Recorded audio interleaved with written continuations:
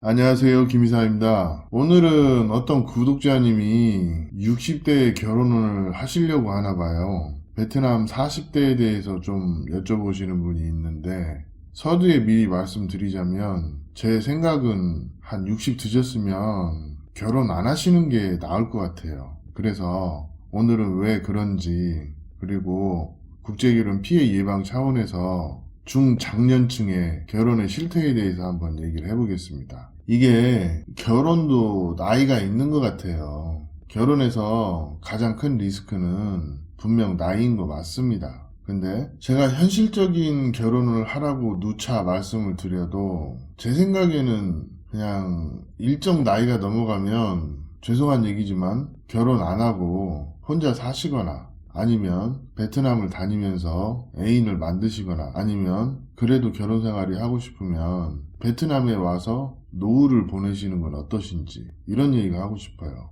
왜냐면 이게 이런 게 있어요. 제가 국제결혼 서류를 하다 보니까 예를 들어서 신부 나이가 30대 후반, 40대 초반, 40대 중반까지는 나이가 들면 들수록 한국어 어학에 어려움을 많이 느껴요. 아무래도 20살짜리와 40대가 한국어를 배우는 속도가 같을 수는 없습니다. 그런 부분이 제일 문제가 돼요.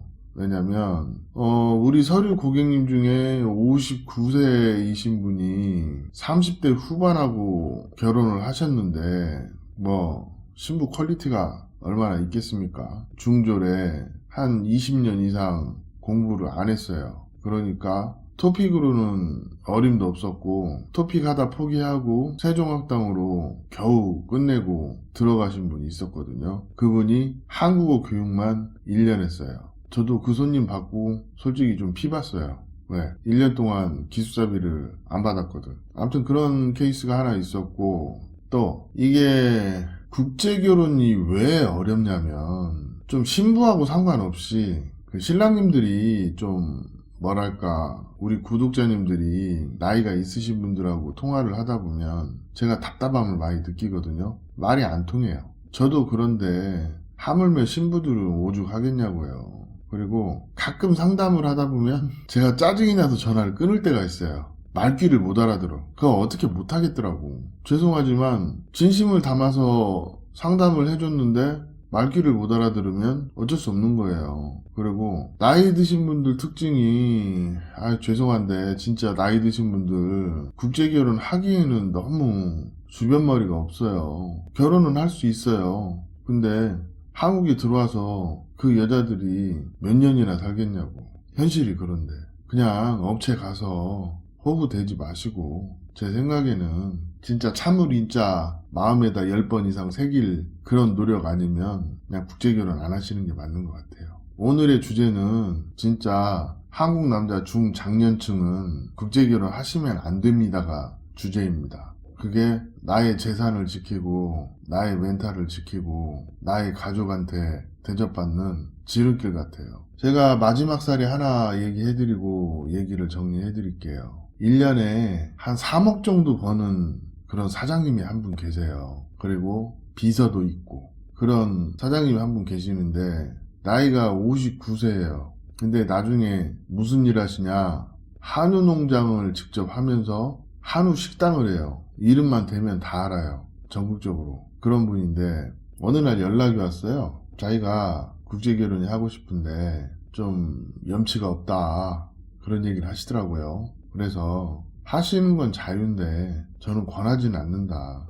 왜냐면 내일 모레 60인데 결혼 생활이 정상적으로 되겠냐. 그런 얘기를 했어요. 그랬더니 재혼 여자를 해달래요. 그래서 38살 먹은 재혼녀 하나하고 35살 먹은 재혼녀 하나를 추천을 했어요. 38살 먹은 재혼 여성은 아이가 19살 그리고 14살 그리고 35살짜리는 아이가 6살이었던가 7살이었던가 그랬거든요. 아무튼 그랬는데 저는 38살짜리를 추천을 했어요.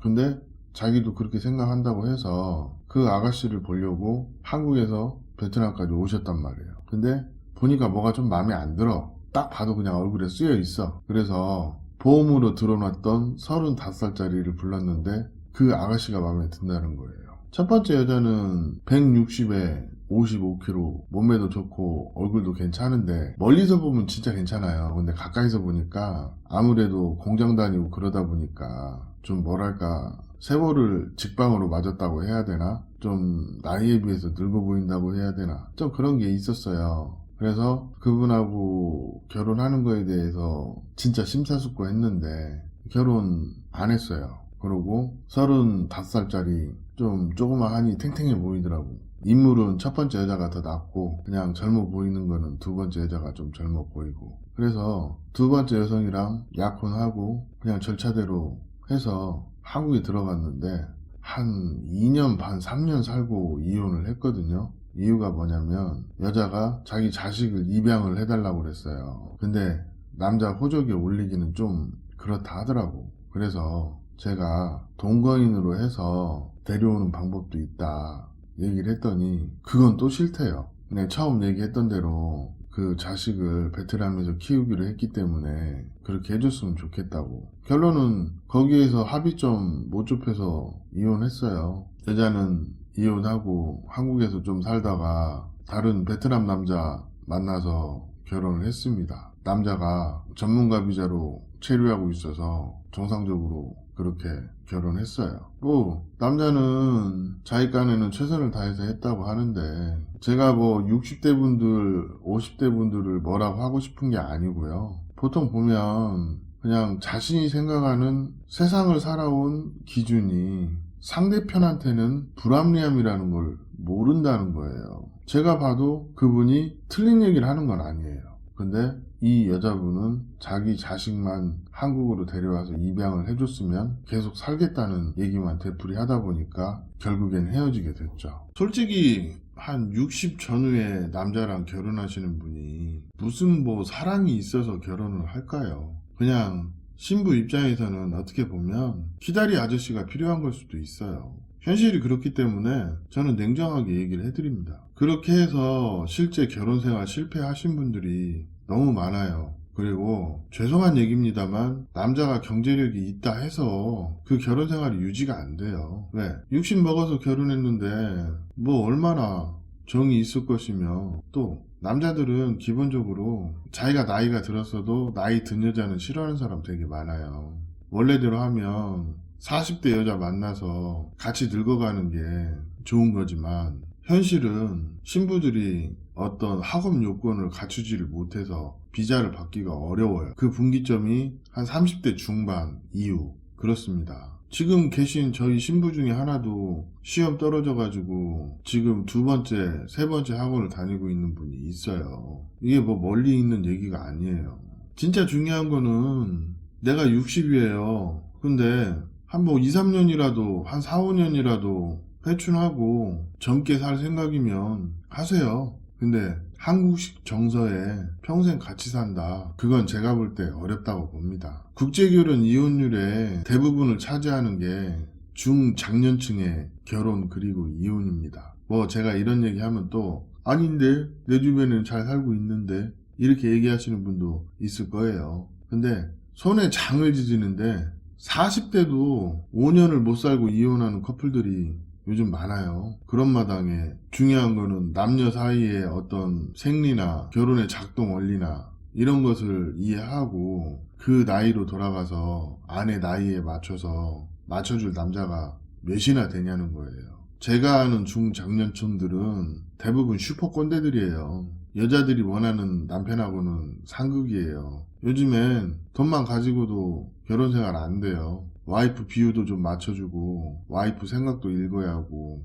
저도 결혼 생활 해보니까 그렇습니다. 저도 이 지경인데 뭐 새로 시작하시는 분이 뭐 얼마나 와이프한테 살갑게 하고 또 제대로 결혼 생활이 될까요? 그냥 거래처 사장님이 아니면 다행인 겁니다. 베트남 여자들이 중장년층하고 결혼할 때 좋아하는 감정보다는 어떤 거래관계처럼 결혼하시는 분들이 많아요. 그리고 실제 중장년층들하고 얘기하다 보면 떡 이외에는 별 관심이 없는 그런 남자들도 많고, 결혼했으면 와이프가 한국에서 정착할 수 있도록 사회적인 활동을 할 수 있게끔 배려를 한다거나 이래야 되는데 이런 사람들은 거의 없고 거의 대부분이 와이프 잠자리 상담을 많이 해요. 저도 국제결혼업 할 때 몇 분 결혼시킨 다음에 이런 상황을 겪어보고 나서 그다음부터는 중장년층들한테 국제결혼 추천을 하지 않습니다. 그래도 하고 싶다고 하면 좀 이래저래 각서를 몇 개 받아놓고 해요. 그래야 나중에 딴소리가 안 나와요. 뭐 각서 내용이 뭔지 좀 얘기해 드릴까요? 한국에 가면 생활비는 얼마 이상 주고 그 다음에 뭐 구타를 하면 안 되며 와이프를 인격적으로 모독하면 안 되며 뭐 이런 걸 적어요. 이거 왜 적을까요? 그 전에 결혼시켰을 때 그런 일들이 있었기 때문에 그에 대한 각서를 받는 겁니다. 그리고 둘 사이의 감정 문제에 업체를 끌어들이지 말라는 단서조항을 꼭 달고 해요. 진짜 별것도 아닌 걸로 전화해서 성질내고 하소연하고 업체한테 어떻게 좀 해달라고 그렇게 하는 게 5, 60대예요. 업체 관계자가 신부를 중재해준다고 찍어 누르면 그게 자연스러운 화해가 될까요? 그러다 보면 여자들이 마음을 숨기게 되는 거예요. 그리고 그래도 한국에 가고 싶은 마음은 있으니까 감정 숨겨가면서 일단 한국까지 가요. 그러고 나서 얼마 못 살고 사단이 나는 거죠. 이거 안 봐도 비디오인데 잘 모르시더라고. 저희가 왜 파혼이 별로 없는 줄 아세요? 제가 관여된 케이스는 거의 파혼이 없어요. 왠 줄 아세요? 남자가 국제결혼 자질이 안 되면 소개에 관여를 안 해요. 그렇기 때문에 그렇습니다. 아직도 제가 볼 때는 뭐 55세, 60세, 65세 간혹 그 상담이랍시고 연락 오시는 분들이 있거든요. 근데 몇 마디 들어보면 생각하는 게 그 30살짜리보다도 못해요. 마음 씀씀이가 그냥 어떤 가불관계의 투영으로 신부를 대하려고 하는 분들이 태반이기 때문에 솔직히 근본적인 자세가 안 되어 있어서 아니면 국제결혼을 하기에는 기본적인 마인드가 갖춰지지 않아서 결혼을 하지 말라고 하는 것이 더 크기 때문에 나이 드시고 추한꼴 보이시지 마시고 국제결혼은 반대합니다. 그래도 하고 싶으면 경제적 여유가 좀 어느 정도 있다면 베트남에 와서 사시면서 결혼생활 하세요. 그러면 결혼생활 잘 됩니다. 현실이 그래요. 나이 60 넘어서 한국으로 신부 데려간 사람 치고 거의 한 10명이면 9명이 이혼했죠. 그렇기 때문에 저는 60대가 결혼하신다고 하면 그냥 한국 생활 접고 베트남에 와서 사시는 거는 괜찮다고 봐요. 그럴 때 위에는 결혼 안 하셨으면 합니다. 진심입니다. 오늘 이야기는 여기까지 하겠습니다. 감사합니다.